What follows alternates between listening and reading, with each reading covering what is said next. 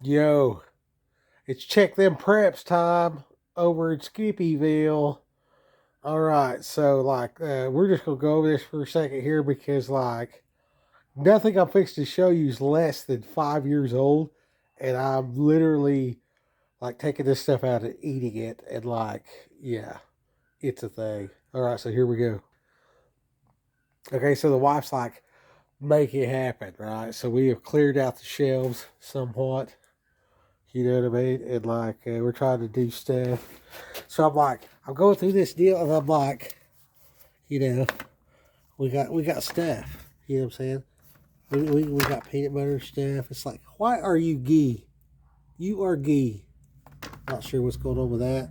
So random ass cans, 2 layers. Okay, and then we got like all this stuffs, and that is neatly packed. I mean, we got stuff by the cases. It was stacked to the rafters. I started to give all this stuff away and go re-up, and she's like, I did not say that. I said I wanted room for stuff. So it's just like, I mean, dude, like, dude, it's just, I did like, what do I do with this? Like, this stuff is not the same size. You know what I mean? Like, I don't know that we need tonic water for the apocalypse, but, the vinegar's good. You know what I mean? Well, look, okay, pure maple syrup. Here we go. Pure maple syrup. Let's see if we can find a date. Okay, here we go. Pure maple syrup.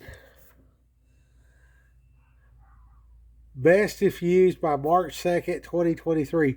It's literally January 2nd, 2025. What's the shelf life on maple syrup? You know what I'm saying? And is this really maple syrup? I don't know. But look at this here. So we got pepperoncini. Okay, let's look at the date on this. What's our date here? This is Best Buy. Okay. What does that say? July of 2024. Now this is packed. This is jarred. This is canned. And it expired then. I mean, we got German style pickled. Got the douche couche German style pickles. And what does that go bad or whatever? You know what I mean? So all this stuff, and then our scrambled egg stuff. And then we got this here. I don't know how we're gonna make pasta with no electric. If we could dehydrate stuff and make pasta, why wouldn't we be able to just go to the store? I don't know. But yeah. And then some stuff, it looks like varmints like the potatoes. Like this is potato flake.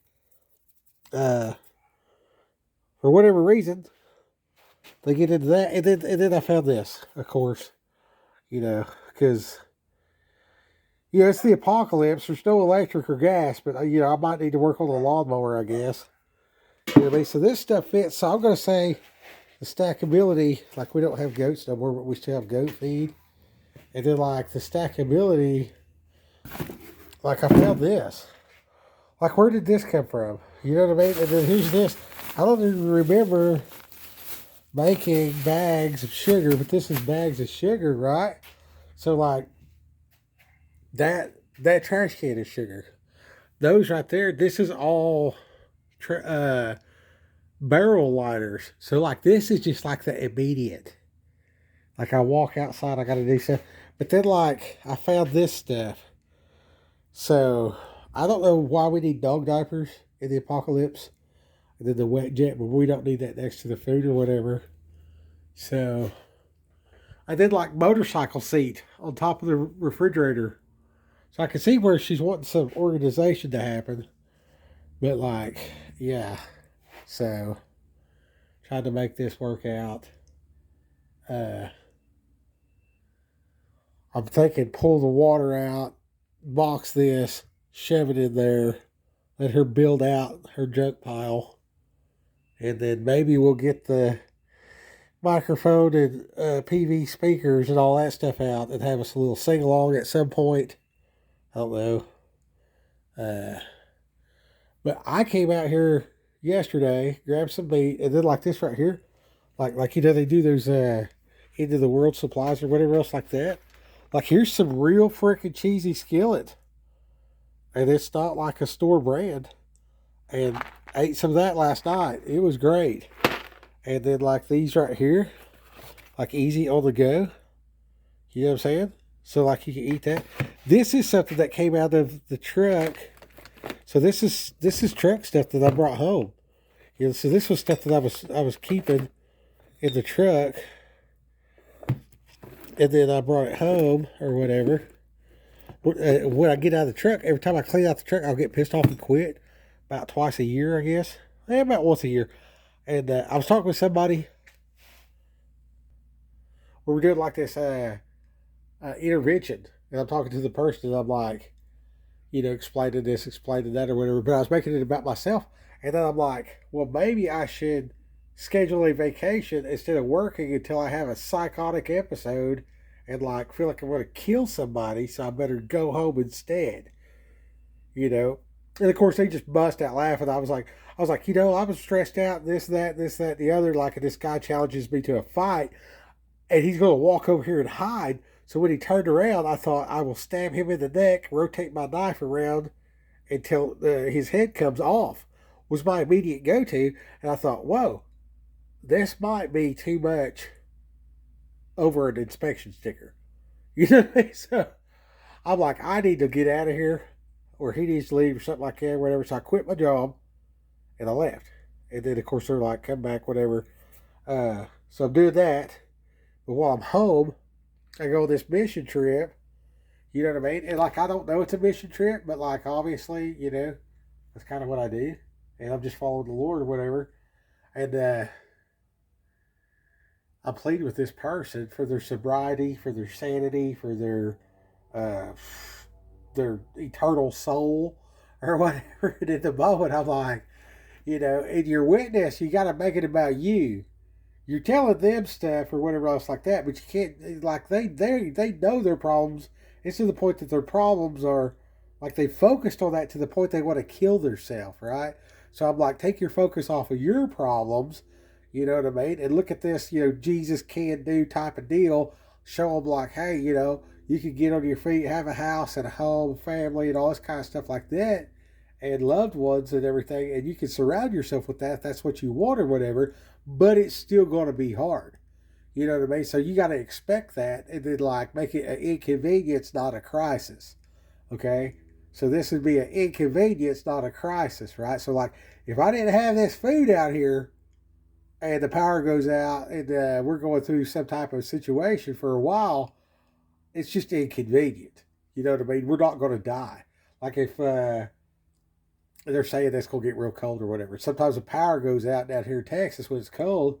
So, you know, I'm double checking my propane bottles. I got my little heater thing. You put it on the top, start the heater, change the batteries and the carbon monoxide testers or whatever. Wake up dead or whatever. So, like going through that, doing that. Now, if the power goes out, I'm not here, or if I'm here, whatever. My family could just be like, you know, campfire or whatever, and then like there's enough that the neighbors and stuff, if they don't have ability, then or they just didn't think about it. We had a lot of people come from California, so like they built new houses and stuff like that. You know what I mean? So having like 6 extra propane bottles for the grill, you know what I mean, and then like show them how to use the grill, and then hand them a give them the what you call it, so they could like this guy here, he's new. There's our new neighbor. See, they built over there. That's the new neighbor. Dog's barking at the new neighbor. So like all of that, that's just a section of the house, right?